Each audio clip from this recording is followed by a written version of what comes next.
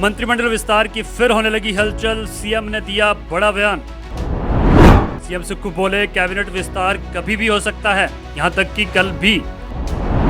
मंत्री पद के हैं 3 पद खाली, लेकिन तलबगारों की है लंबी लाइन।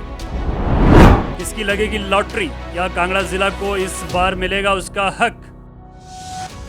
पहाड़ी राज्य हिमाचल प्रदेश में मंत्रिमंडल विस्तार कभी भी हो सकता है। सूबे के मुख्यमंत्री सुखविंदर सिंह सुक्खू ने इसके संकेत दे दिए हैं। दूसरे मंत्रिमंडल विस्तार का इंतजार लगातार बढ़ता चला जा रहा है।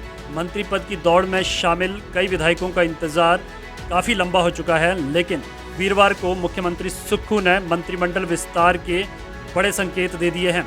बकौल सुक्खू कैबिनेट विस्तार कभी भी हो सकता है, यहां तक कि कल भी। हिमाचल प्रदेश के मुख्यमंत्री सुखविंदर सिंह सुक्खू ने कहा, गुरुवार को मंत्रिमंडल विस्तार की कोई संभावना नहीं है, लेकिन शुक्रवार को हो सकता है कि मंत्रिमंडल का विस्तार हो जाए। कैबिनेट विस्तार की चर्चा है सर, कब तक कैबिनेट विस्तार होगा? कैबिनेट विस्तार तो किसी भी समय किसी भी वक्त हो सकता है, जब भी संभावना होगी। अभी तो आज के दिन तो नहीं है, पर कल के दिन क्या कह सकते हैं। गौरतलब है कि हिमाचल प्रदेश में मंत्रिमंडल विस्तार को लेकर चर्चा जोरों पर है। प्रदेश में मुख्यमंत्री समेत कुल 12 मंत्री कैबिनेट में शामिल हो सकते हैं। मौजूदा वक्त में प्रदेश में मुख्यमंत्री को मिलाकर कैबिनेट में कुल 9 सदस्य हैं।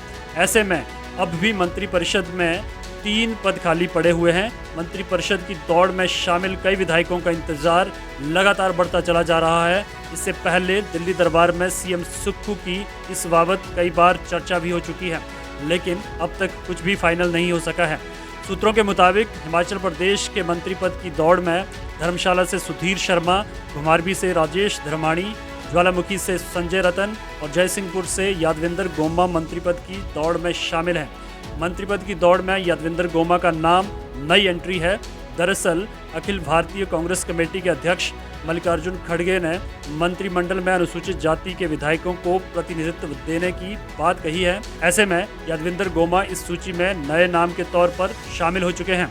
यादविंदर गोमा अनुसूचित जाति से संबंध रखते हैं और कांगड़ा जिला से भी संबंध रखते हैं। हालांकि ये भी कहा जा रहा है कि कांगड़ा जिला से कांग्रेस प्रदेश अध्यक्ष भी बनाया जा सकता है।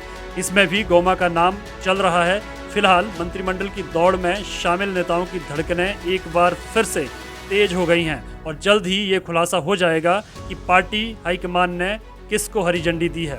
गौरतलब है कि मंत्रिमंडल में अब तक 15 विधानसभा सीटों में से 10 सीटें कांग्रेस की झोली में डालने वाले कांगड़ा के पास अब तक चौधरी चंद्र कुमार के रूप में केवल एक मंत्री है।